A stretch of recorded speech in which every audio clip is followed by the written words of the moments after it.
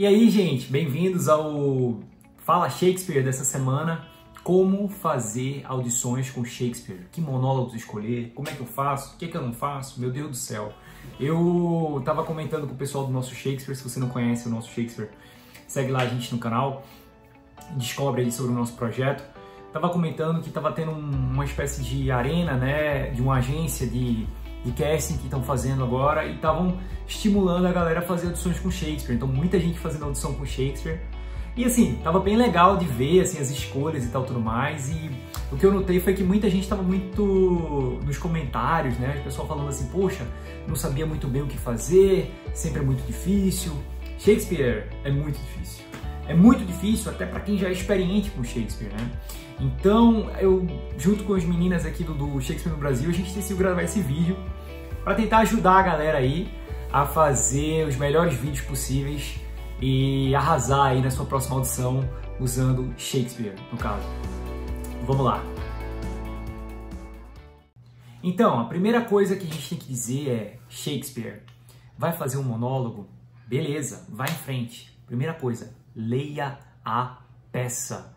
Saiba o monólogo, o que está acontecendo naquela cena, o que o seu personagem está falando, por que ele está falando, para quem que ele está falando. Isso é fundamental, certo? Eu vi vários monólogos da galera fazendo e parecia que o ator ou a atriz não sabia muito bem o que estava acontecendo na cena. E aí a coisa fica ainda mais esquisita, né, de compreender, né? É muito importante que você saiba o que está acontecendo.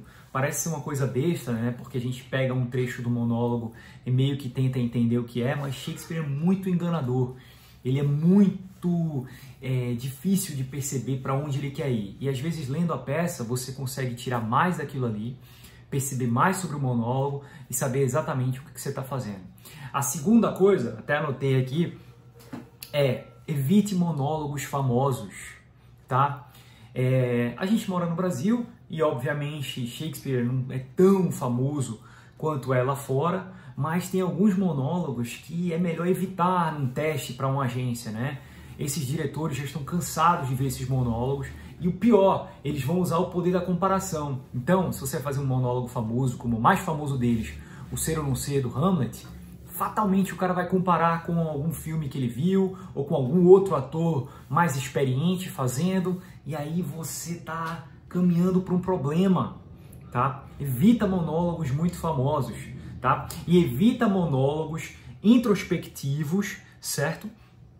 E de memória, onde Shakespeare tá usando um texto para falar sobre alguma coisa que aconteceu ou que algum relato sobre algum acontecimento prévio, né? Ou então algum monólogo introspectivo, onde o personagem está viajando para dentro dele. Esses monólogos são pouco ativos, então você quer um monólogo ativo. Eu vou voltar a isso mais tarde, tá? A outra coisa que eu anotei aqui é não fazer o monólogo do show em questão. Eu sei que nesse caso aí o pessoal da agência queria mais estimular a galera a tá fazendo, isso é massa, certo? Mas vamos supor que você fosse fazer um show, sei lá, fosse para audicionar para Romeu e Julieta, e você vai audicionar usando o monólogo do Romeu, não acho que seja uma boa ideia. Sabe por quê? Porque o diretor vai olhar você e vai dizer: bem, ele não foi um bom Romeu, aonde mais eu vou encaixar esse cara? Não, traz alguma coisa nova, diferente, que eles não estão esperando, eles já estão cansados de ler aquela peça.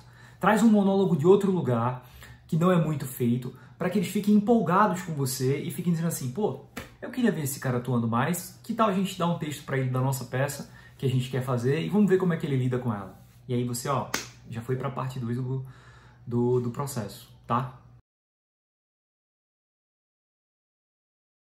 Bem, uma vez que você leu a peça, não é? Leu várias peças e decidiu escolher por um monólogo, vamos às coisas específicas daquele monólogo. Sempre é bom um ator clássico que vai lidar com textos clássicos ter dois monólogos no bolso, um cômico e um dramático.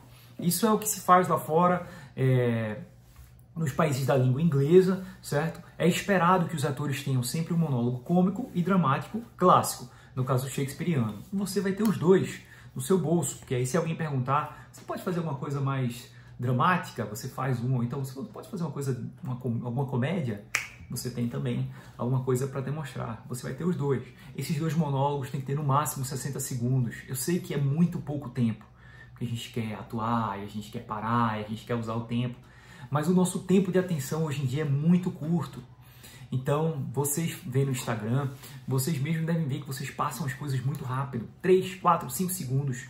Às vezes é tudo que um diretor precisa para saber se ele quer ver mais ou se ele já está decidido em te descartar. É triste assim, mas essa é a nossa indústria que a gente vive, certo? A outra coisa é que esse monólogo tem que ser ativo.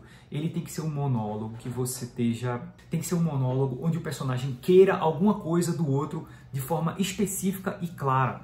Facilita a sua vida, né? Imagina você entrar numa sala de ensaio e você ter que fazer o monólogo da Lady Macbeth, onde ela está sonâmbula no meio da peça, né? Aquele monólogo sonâmbulo, um monólogo famoso e tal.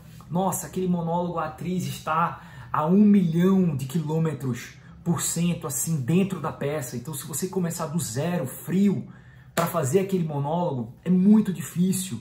E é um monólogo que exige o clima da peça, que exige a estrutura da peça. Então, evita um monólogo desse. Vai para um monólogo ativo, um monólogo claro, direto. Olha, eu quero isso de você e eu estou fazendo isso claramente para adquirir isso. Eu vou fazer uma lista aqui embaixo, vou deixar aqui embaixo do vídeo, com uma sugestão de 10 monólogos que eu acho que tem essa característica, tá? A outra coisa para ser dita sobre o monólogo que você vai escolher é: faça um monólogo que corresponda próximo ao seu perfil, certo? Isso é muito importante, um monólogo ao seu perfil. Eu quero saber como é que eu vou te colocar na minha peça. Eu não estou dizendo aqui que você, como ator ou atriz, seja incapaz de fazer papéis longe do seu perfil. Eu acho que todo mundo é capaz de fazer tudo, tá? Mas você quer ter uma oportunidade de ir adiante no processo da escolha. Então, é muito bom a gente ver alguém fazendo alguma coisa muito bem feita, simples e muito bem feita. É isso que a gente quer ver. Então, faça um monólogo do seu perfil. Qual perfil? Qual é a sua idade? Poxa, eu tenho 18 anos. Então, vou procurar personagens que tenham próximo dessa idade. Ah, nossa, eu tenho uma pessoa, eu sou um cara que tem 50, 60 anos. Então, vou procurar personagens próximos daquela idade, 50, 60 anos.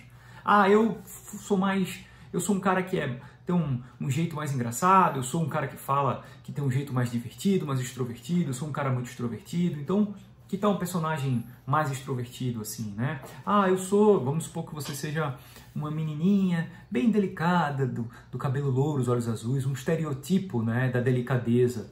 Poxa, então eu acho que você não deveria estar fazendo um soldado, ou por exemplo, o general Macbeth, no caso, né? Procure alguma coisa próxima ao seu perfil, facilite a vida da pessoa que está lhe vendo, para que ela faça a fantasia de lhe colocar na peça, né? É isso que você quer. Uma vez você dentro do processo, aí você mostra para eles que você destrói em tudo que você faz. Muita gente preocupada em como fazer, né? Como é que eu preparo essa coisa toda? Gente, pelo amor de Deus, todo mundo sabe que você não tem um estúdio em casa. Então tudo que você precisa é um celular apontado para você, pede para o teu amigo segurar aquele celular para você, se você quiser ficar em pé, ou então se sua cena for sentada, você fica sentado, tá bom? Uma distância boa assim, feito eu tô essa aqui, tá? Não precisa de microfone, se você tiver um microfone legal, mas ninguém vai estar olhando para isso, se não for um áudio muito ruim, vai estar tudo certo, tá bom? E a luz do teto mesmo, tá ótima, não tem problema nenhum, tá certo? Ninguém vai estar preocupado com as características tecnológicas do que você está demonstrando. Não tenta fazer uma cena grande no vídeo, né? Não edite o vídeo, isso não é um filme, tá bom? É só para ver você atuando mesmo, tá? Uma roupa simples, pode ser uma camisa de botão, uma camisa preta básica, não precisa ficar muito amostrativo, você não precisa fazer uma fantasia para atuar em Shakespeare. Uma camisa de botão tá ótimo, uma camisa normal, tá bom? E, enfim, você vai fazer essa cena. Poxa, Fred, mas e aí? Eu olho para a câmera, eu olho para o lado? Cara, faz exatamente igual como você faria se fosse uma cena normal. Você está falando com alguém, então escolhe uma pessoa que está próxima à câmera, vamos dizer aqui, a minha câmera está aqui mais ou menos, então eu vou colocar essa pessoa, sei lá, aqui, e eu vou falar olhando para ali, olhando para aquele ponto ali. Fixa aquele ponto na parede, bota um esparadrapo lá e vai embora, tá bom? Faz isso aí que vai estar tudo certo. Enfim, eu sei que esse é um vídeo um pouco longo, mas eu espero ter ajudado vocês na escolha. Como eu falei aqui embaixo, tem várias escolhas. Monólogos ativos, monólogos que você tem um objetivo claro. Nada introspectivo, nada muito cabeçoide, nada... Tenta fugir dos prólogos, tenta fugir dos monólogos introspectivos. A gente quer ver você lidando com outro personagem diretamente. Shakespeare é muito difícil, ele tem uma linguagem muito complicada. Então a gente quer ver você, como você lida com essa linguagem, certo? Então, se eu perceber que você lida bem com a linguagem, é tudo que eu preciso saber, você atuando naquela cena ali. Mas se você se preocupar em tentar trazer uma coisa muito extraordinária e tal, talvez você se enrole naquilo ali e eu acabe não vendo, né, se você atua bem ou não com aquela linguagem ali. Então, busca uma coisa simples, faz o simples, o feijão com arroz, que é maravilhoso. O feijão com arroz em Shakespeare é maravilhoso. E, por último, a minha dica, que eu sempre falo para o pessoal do nosso Shakespeare, não faça um Shakespeare chato. Shakespeare chato é o que você tem que evitar ao máximo. Talvez essa dica seja a mais importante desse vídeo. Qual é o Shakespeare chato? É aquele Shakespeare que que como se fosse um acadêmico, sabe? Declamando aqueles versos sendo declamados e tal, e aquela coisa declamada. Shakespeare não tem nada a ver com isso. Shakespeare é um dramaturgo do povo que fez peças extremamente ativas, onde os personagens estão lutando com os mesmos sentimentos e as mesmas coisas que a gente sente hoje em dia. Então não tem necessidade de você fingir essa coisa meio diverso, meio bonitona e tal, tudo mais. E eu não sei porque quando as pessoas começam a fazer Shakespeare, elas caem nessa armadilha. Mas enfim, fica aí a dica aí, eu espero que todo mundo se dê super bem e um grande merda para todos os atores. Um beijo, tchau, tchau.